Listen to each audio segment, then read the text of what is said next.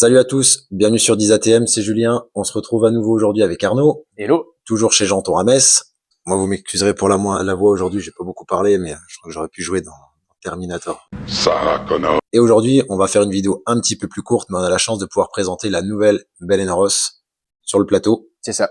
Donc là, j'ai vu que tu avais sorti finalement les deux, l'évolution et puis l'ancienne. Tout à faire, histoire de présenter les deux. Donc on a ici la BR05 et le nouveau modèle qui est la BRX5. En tout cas, merci Arnaud de pouvoir me permettre de présenter cette montre. Je te laisse la main si tu peux nous donner un peu plus d'infos dessus, parce qu'effectivement sur Internet, il n'y a pas grand-chose en vidéo, donc je suis ravi que tu puisses nous expliquer tout ça. Tout à fait, avec plaisir. Donc effectivement, on se retrouve chez Bell & Ross avec la BRX5. Alors rapidement, pour vous expliquer un peu Bell & Ross, pour ceux qui connaissent pas, Bell & Ross c'est une marque franco-suisse, c'est deux Français qui étaient à l'initiative de la marque, plutôt style aviation. Donc le modèle le plus connu chez Bell & Ross avec la BR03 en 3 aiguilles ou en chrono, avec la céramique ou en acier. Ouais, c'est le modèle carré noir. Qui a sorti un modèle un peu plus contemporain il y a maintenant 3-4 ans, qui est la BR05, qui était vraiment une belle nouveauté chez eux, parce qu'ils s'adressaient à une nouvelle clientèle. C'était pas forcément les clients Bell & Ross qui partaient sur la BR05, quelque chose d'un peu plus urbain, un peu moins typé aviation également. Et cette année, la nouveauté, c'est la BRX5, qui est l'évolution de la BR05, avec un travail un peu plus agressif, entre guillemets, avec des ouvertures, un travail de boîtier qui est un petit peu différent. Et pour revenir sur l'histoire de Bell & Ross, il faut savoir qu'aujourd'hui, Chanel a de grandes parts dans la société. Et c'est important de le souligner, justement pour ce modèle-ci, parce qu'à l'intérieur de cette Bell & Ross, on a un mouvement Kenessi. Kenessi, c'est une manufacture de mouvements qui appartient aujourd'hui à Tudor et Chanel, donc ils se partagent les mouvements. Et Bell & Ross a la chance de pouvoir utiliser aujourd'hui un mouvement Kenessi, étant donné qu'elle appartient au groupe Chanel. Donc, on retrouve ce mouvement qui est connu aujourd'hui, hein, c'est celui qu'on va retrouver dans la Black Bay ou dans les Chanel J12 nouvelle génération. C'est un mouvement très robuste, très sympa, qui est appelé mouvement manufacture, comme chez TAG, sur le CH02 ou autre. Donc c'est un mouvement très qualitatif qui bénéficie d'une réserve de marche de 3 jours et qui donne aussi une garantie un peu plus large sur ces Bell & Ross. D'une manière générale, on a une garantie de 2 ans. Et si je dis pas de bêtises, on a une garantie de 3 ans sur ce produit-là maintenant. C'est un produit plutôt sympa, toujours assez urbain, mais avec des côtés un peu plus travaillés. Donc on a cette belle rainure sur le côté du boîtier.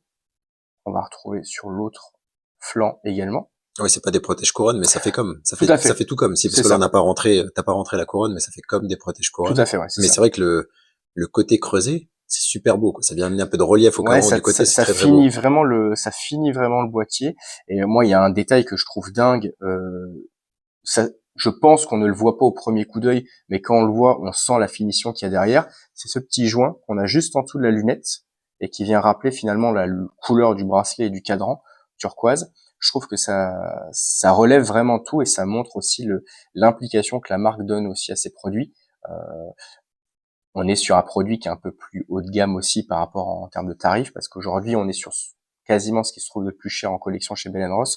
On est à 6 900 sur le produit sur caoutchouc, 7 400 sur le bracelet en acier. Donc c'est vrai que c'est un peu plus cher que ce qu'on trouve habituellement chez Bell & Ross. Mais voilà, c'est un produit qui est bien fini, bien travaillé, avec un bon mouvement. Voilà. Aujourd'hui, ils ont réussi à faire un produit très qualitatif, plus qualitatif que ce qu'on trouvait chez eux. Et pour moi, à mon sens, c'est une vraie réussite. Après, il faut aimer le côté carré, il faut aimer la marque d'une manière générale, mais je trouve que c'est vraiment une belle réussite. Ce qui est intéressant quand même, c'est qu'on retrouve finalement l'ADN de la marque Bell & Ross, parce qu'ils sont restés sur ce boîtier carré. Par contre, moi, je trouve que cette montre-là, finalement, ils ont tendance à sortir un petit peu du style un petit peu trop homme, masculin, etc. Et enfin, tu vois, montre forte tendance masculine. Et celle-ci, on devient un petit peu sur du côté sport chic, parce que même le cadran un peu Tiffany, si on peut dire ça comme ça, c'était quand même magnifique, quoi. La couleur aujourd'hui, c'est un gros fort. Non, t'inquiète, on va reprendre. Mais elle nous a foiré le truc. Alors, ce qui reste intéressant quand même, ce qu'on peut voir, c'est que finalement, ils ont conservé l'ADN Tiffany. Donc ça, c'est quand même super bien. J'étais sur autre chose. Non, mais je lisais le message et n'importe quoi.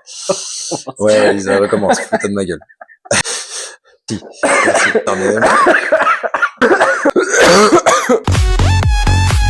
Cette montre rentre aussi avec ce dial Tiffany. En plus, on rentre dans les normes actuelles, enfin dans la cote esthétique aujourd'hui, ils ont tous des cadrans un petit peu colorés. Elle devient beaucoup plus sport chic et un petit peu moins exclusive masculine. Je me dis qu'une femme peut être finalement attirée par cette Bel Eros. C'est vrai. C'est vrai que les BR03, d'une manière générale, on était sur un diamètre 42, quelque chose d'assez massif. C'est vrai qu'une femme portait pas trop. Alors, ça se trouve, il y a des femmes qui portent avec joie la BR03, mais c'est vrai que c'était pas la cible. Aujourd'hui, la BR05, d'une manière générale, en 40 mm, c'est un produit qu'on vendait et qu'on vend beaucoup aux femmes également. C'est un produit qui plaît aux femmes. La BRX5, c'est un 41 mm, un peu plus large, un tout petit peu plus épaisse. Ça plaira également aux femmes. Après, voilà, c'est un boîtier qui sera un peu plus gros. Mais effectivement, on est sur un produit plus sport chic. On cherche encore une nouvelle fois une nouvelle clientèle, peut-être un peu plus haut de gamme également. Et c'est un produit qui enfin, en termes de couleur et en termes de style, sera assez mixte également. Tout à fait.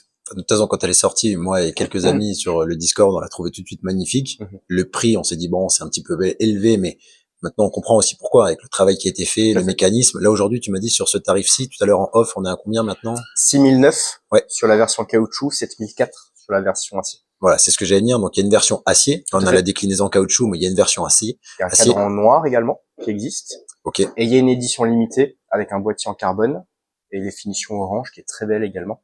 Mais là, on est un peu plus cher, on est à 11 900. Édition limitée qui peut être dispo en boutique. Si jamais quelqu'un la veut, peut passer par toi. Et puis une nouvelle qui arrive prochainement, je l'espère. Bon, ça peut être sympa aussi, mais faire juste un petit tour de poignée histoire de voir ce que ça donne. En tout cas, moi, je la trouve canon. Cette vidéo aussi est un peu plus courte que les autres que d'habitude, mais c'est vrai qu'il y avait un réel intérêt parce que c'est quand même une nouveauté de Bel Ross, souvent qui est pas forcément mis en avant, alors que ça reste quand même une belle manufacture. Moi, j'étais pas fan et celle-ci, je la trouve canon. Donc, très très belle. Merci à toi Arnaud pour cette présentation. Avec plaisir. Et puis, écoutez, on se retrouve nous prochainement pour une nouvelle vidéo. Avec plaisir. Bonne journée à tous. À bientôt. Salut. Au revoir.